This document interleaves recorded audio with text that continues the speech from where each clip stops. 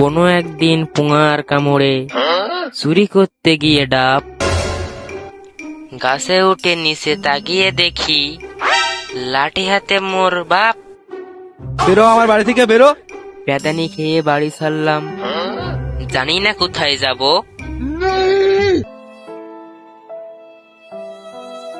ভাবিনি আমি বাগান পথে কবিদের দেখা পাবো।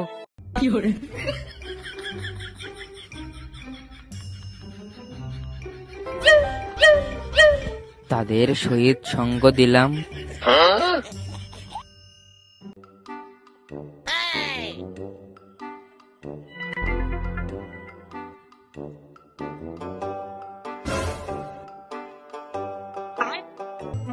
শোনেই করিলাম ভোজন।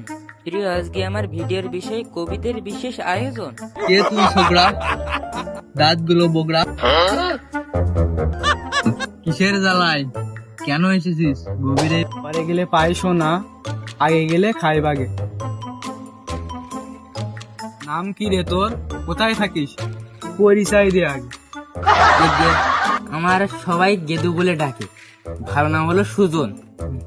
ওই আমি বাড়ির গাছে, নিজেকে গাছের ডাব চুরি করতে উঠলাম।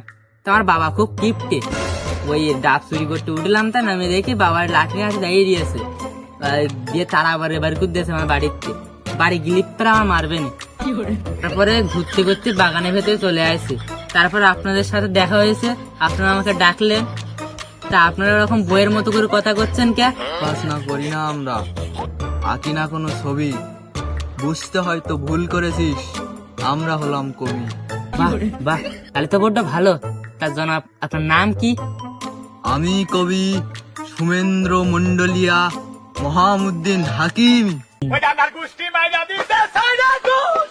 এগুলো কি আপনাদের সবার নাম একসাথে? এটা শুধু আমার একার নাম। কবি হওয়ার পরে যতদিন বেড়েছে, চুল দাড়ি পড়েছে, নামের সংখ্যা বেড়েছে। কেন মরি না?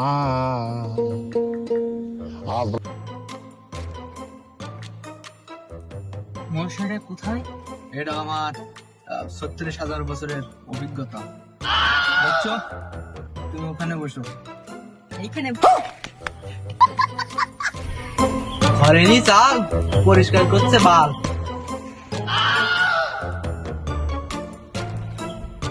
বস বস। ওখান থেকে এসেছি আমরা, অনেকক্ষণ হলো। এবারে একটা কবিতা বলে, সময় বয়ে গেল। প্রেমী জীবন, প্রেমী মরণ, প্রেমের অনেক ধরন। প্রেম করেছে নিজেই, আবার অন্যকে করেছে বারণ। প্রেম করে পাইবা মজা, পড়ে আসে সাজা। প্রেমের মরা জলে ডোবে না, ডুবছি খেয়ে গাজা। কেন মরি না? কবিতা, কবিতার মধ্যে প্রেম, সাজা, গাজা, দিয়ে লাড়া, চিনি ছাড়া। এ কিসের কবিতা বাড়া? আমরা এতক্ষণ কবিতা শোনালাম, তুই একটা বল দেখি শুনি। কবিতা বল, নইলে তুই কিন্তু মরেছিস আজকে। কবিতা বল। নিজের জিনিস নিজেই আমি করেছি চুরি হুদায়। কবি নামক আপনার সবাই আত্মাক একটা বুদায়।